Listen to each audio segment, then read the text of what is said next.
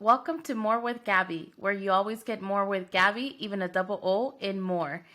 Thank you for joining me today. I am going to be talking about how I came about my first job and how that process in my career has actually looked, and I'm excited to be able to share that with you today. So how does that look? Yes, I was just moving out of not Las Vegas. I was actually moving from California, Southern California, LA to Las Vegas, Nevada. And it's one of the best decisions that I've ever made in my entire life. Yes, it was hard, but I wanted to leave California because I wanted change in my life. I wanted to get out of the hood. I wanted to get out of the area that I was in, and I knew that I had to move away if I wanted opportunity. I came out here and I enrolled in school and started looking for a job. And how did that look? I started putting applications online. I started just looking, searching, figuring it out, right? And I landed a job and they said that they were willing to pay me $5.15 an hour. I took it. I know, it's crazy. So then as I was interviewing more, I took the job because I didn't know if I was going to land something and I just needed something. I wanted to be able to help my mom. I remember that I was given the opportunity to go interview with this job and I only had $1 on a student credit card to pump gas. And I went over, so they charged me $37 to um, so that I can put gas. And I remember just saying a little prayer and saying, God, help me land this job. I went on to the interview because I knew it was going to pay more. And I just wanted to help my mother. And I showed up and I just wanted an opportunity. I wanted an opportunity to be able to succeed. I wanted someone to believe in me. And I had to knock my own doors and I had to be able to push through those. And I wasn't born on a silver platter and I wasn't lucky. That only, like, opportunity and luck only happens when you are prepared and you are in with discipline and things are meant to be. Is preparedness and opportunity, and that's considered luck. Not because I have this special, I would say, special, I was born into a special family, a special area of town, a certain color or anything. No. So I went on to that interview and I got the job. This guy, he's now sorry guys, a little bit of tears.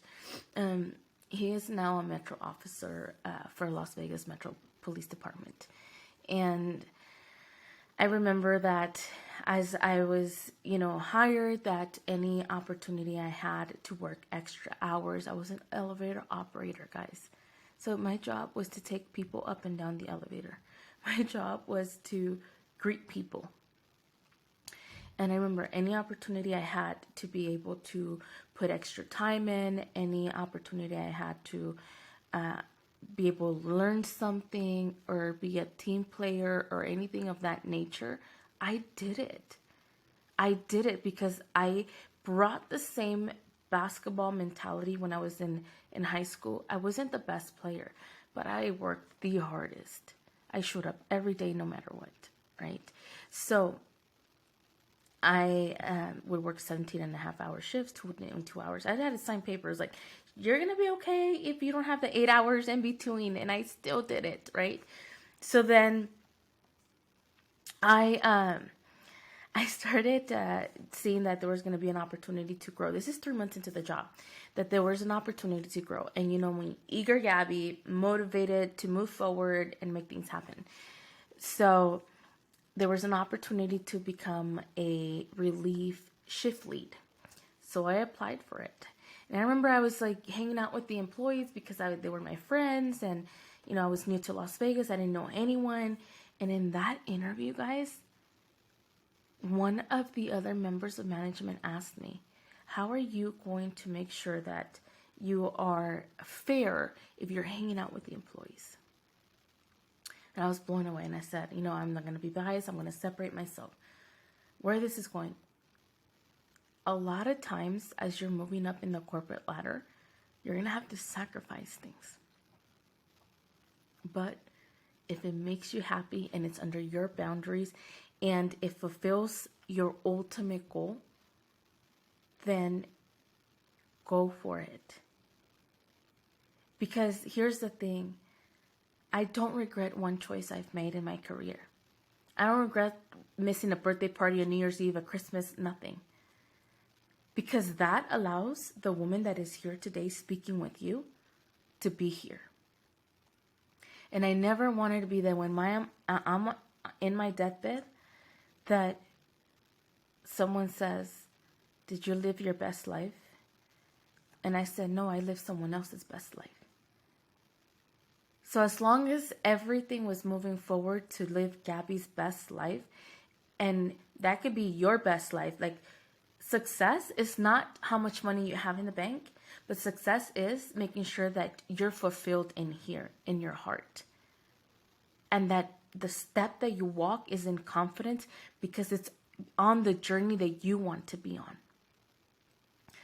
So as I got promoted, I was 18 and a half, and I, was just moving forward and taking any shift. Anyone wanted a new project, I'd volunteer. I did everything for 2.5 years, 3 years. And then I became a supervisor. I opened a thrill ride under my management. We were able to pay it off in 8 months versus 16 to 24 months. That was the projected date. I started introducing social media to a huge Fortune 500 company. They didn't believe the power of social media, that what it would have. And here I was in an executive room teaching 20-something executives how to use social media, right? Then I was in that retail, a skydiving operator came in and, spearheaded me, said, come on, work with me, persuaded me. Then I went on to be his director of operations, social media director. And then I realized that it wasn't what I wanted to do. I learned how to manage a business from, hiring the employees all the way to being compliant and the whole operation and everything, but it wasn't what I wanted to do. So I humbled myself. And I went and I started applying at a different hotel chains, and I landed a job as a sales coordinator. And if you guys know that, that's the assistant of the sales department. So I got a job with the largest hotel chain at the time in the world. And I started working with them, and I embraced my career. I loved every bit of it. I worked with the sales manager, and she said, you are doing things that I've never seen here before. You are selling the meeting space during the day and at night. And I met my goals. I was doing great, but I wanted to move to the next step. So I went to apply. It's the same umbrella of the brand, but they have different names, different types, if that makes sense. For copyright reasons, we're not able to mention. So someone told me, you're too young, and they didn't give me the opportunity. I used that as my motivation to be the best sales representative out there. Because I went to so the hotel that I was working with at the moment was going through a renovation, and I kept sending business to another hotel where they spearheaded me. It's like, hey, wait, you're sending business to us. Come on. So we chatted, an opportunity, everything met. And I wasn't getting paid a whole lot. But I was getting paid more than the average person my age. And I just needed an opportunity. The guy that said no was the reason why I wanted to be the best that I could in my career. While this person didn't want to give me an opportunity because I was too young and that's all he saw, this person over here was willing to give me an opportunity because I was young and hungry. And I went on to do the best job I could. I was a wedding planner, helped the food and beverage for the first time since the recession. I went out there, created a lot of negotiated accounts, a lot of relationships, and exceeded expectations. That when he was ready to open a hotel next door, they said, "You're ready for director." I've only been at the job for 2 years. And I said, "No way, I don't know how to do the reports." No. Then they approached me again. And they said, "We'll teach you how to do the reports. That's the easy part. But I need someone with your skill set of how to build relationships, work habit, and work ethic that is not shy to go out there and knock doors in that hotel over there." So here I had a guy that didn't believe in me, didn't want to give me an opportunity because he knew me from a piece of paper, a resume. And here was a guy that saw a hungry young girl, wanted to make it in life. And not only did he take her resume into consideration, he also took her character into consideration. And I went on to be a director of sales. I opened the first of that brand in the state of Nevada. Meaning that no one had an idea what this brand represented, what it like the entities, the amenities, nothing. I had to knock doors and tell people about it and explain. But because I followed through and I had work ethic, work habit, and I was out there. Here's the thing. I wasn't perfect, but I was persistent. Until this day, I am not perfect. I'm the furthest away from perfect, but I am persistent, consistent, and disciplined. That hotel went on to be a very successful hotel that allowed the owner-operator to be able to refinance the hotel to lower the interest on the loan of the hotel. Had my sales efforts not been there, then they wouldn't have been able to do that. Had I given up because this one guy thought I was young, where would I be at right now? Where would I be at if at any given time in my career, when I had bad coworkers, when I had people that, didn't believe in me, people that kept trying to push me down and create drama, but I kept walking away from it every day because that wasn't part of my goals. My goal was to be in an executive management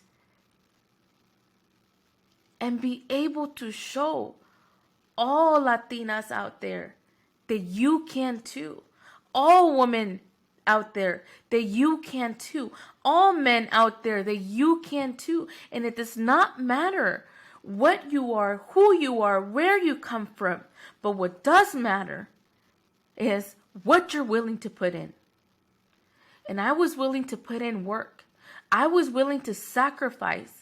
And guys, my sacrifice is so minuscule to those men and women out there that are dying on the line of war so that I have the opportunity to be who I am and who I want to be right here in America. What are you doing? Are you living your best life? Did someone die in the Iraqi Freedom War in the last 20-something years we were in that war for you to not live your best life?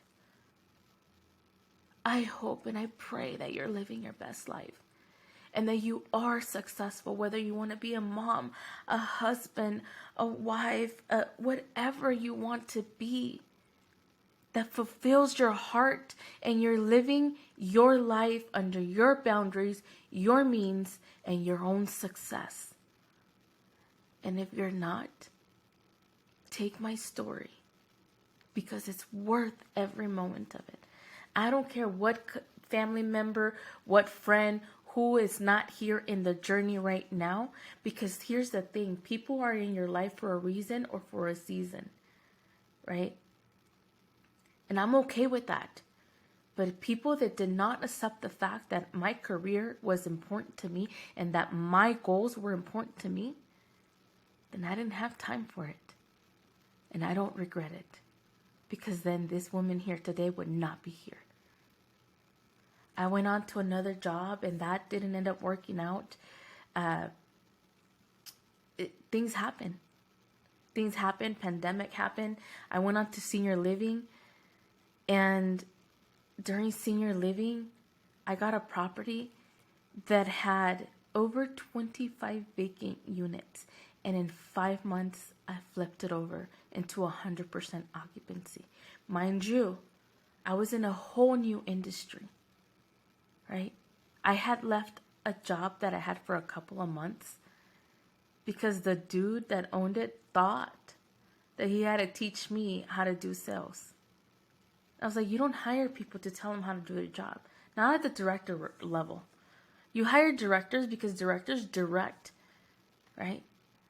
And I wasn't willing to be treated like a jerk. I wasn't willing to be micromanaged, not with my level of experience. Because at this point, someone was treating me like I was stupid. And I have so much worth. I quit the job on the spot. I walked away. I was like, here's your stuff, your iPad, your iPhone, dude. Screw you and your company. When there's options out there and you're the employer, you got no room to treat people like shit. You got zero room to treat people like shit. And that's the real truth. That's the raw truth, right? I moved on. Went on to that senior living company, flipped it over in 5 months. And then a year came about. I didn't like the schedule. So I looked for another job that gave me Monday through Friday and Saturday, Sunday off. Been able to increase the occupancy in that community already by 12%. Right? But life and your career and your choices have consequences. They're good and they're bad consequences. But you got to own up to it. Be proud of what steps you're taking. Be proud of the journey that you're in or on, and embrace it. Embrace it. And if it's not what you want to do, trust me, it's never late to pivot. That's the beautiful part, that you can pivot. I've done it, and I don't regret it. I had to pivot when I was in operations, and I was like, this is not me. Pivot, went right back into sales.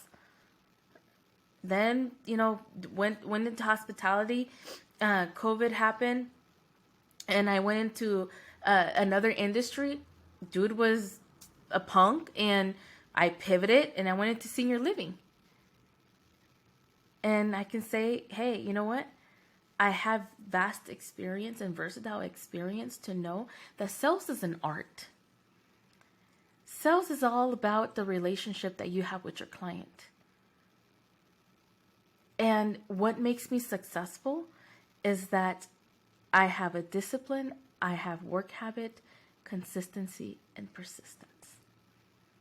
When someone tells me no, it's why? Why no? Is it a no right now or is it a yes later? Right? But what made me successful in my career is that I said no to a lot of things in life so I can say yes to the bigger things in life. I wasn't saying yes to this little party sidetrack from if I had to work. I wasn't calling off of work to go party. I was volunteering to work so that every time there was an opportunity to get promoted, my name would be in their face. Right?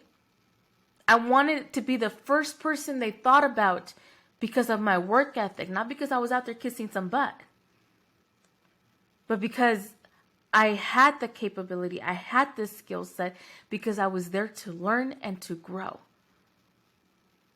I never complained when a task was given to me because,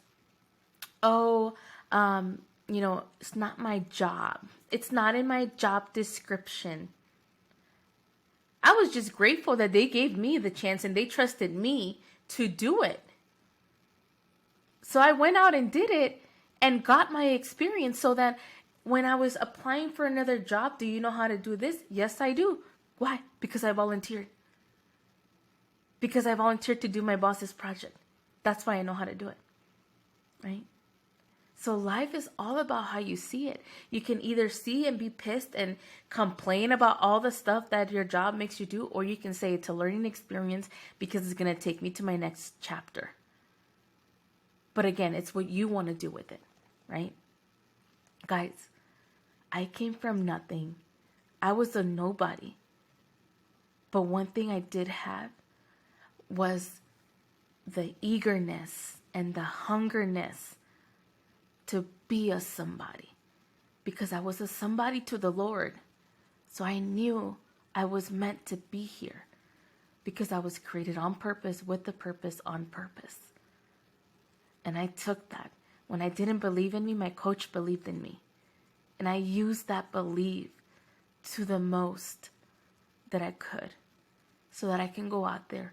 And that's why Gaby Chirica sits here today with the confidence and the motivation, because she is a successful hospitality director of sales, a successful entrepreneur. And now I'm here talking to you, telling you about my journey, because I want to close the gap to you. I want to tell you that you can too. What are you doing to move yourself forward? I get it. It's not easy. I motivate myself 9 to 10%, right? The other 90 comes from every person around me. I should only motivate you 9 to 10%. And the other is by your surroundings and by you. I now sit here and can say that the other 90% comes from me, and I only outsource the other 10%. You see how it works? I had to borrow and leverage everyone around me at the beginning to get the 90% motivation. And I could only motivate myself 9 to 10%. Now, the game's flipped, and that's how it should be, because only I motivate me, right? The other 9-10% is my surroundings. Because if I don't motivate myself more than enough, no one could come out and do this for me. It's hard. It's not easy. Trust me. Do I like running 5.5 miles every single day? No. But the accomplishment and the reward afterwards, totally worth it. So the accomplishment and the reward of my career today, it was worth every decision I've ever made in my life. Is it worth it for you? And if not, rethink it. Are you on the right career path? Are you on the right journey? Are you where you want to be at? And if not, it's time to pivot. Please, if you like my episode today, if you've listened to any of my episodes, hit the subscribe button here on YouTube. Leave me a review on Spotify, Apple, or Google Podcast. Also, you can find me on Instagram at More with Gaby, MOOREWGABY. And we're also on Twitter, Snapchat, Facebook. And I also have a newsletter that you can subscribe down. And I look forward to connecting with you every single week. And always remember that you always get more with Gaby, even a double O in more.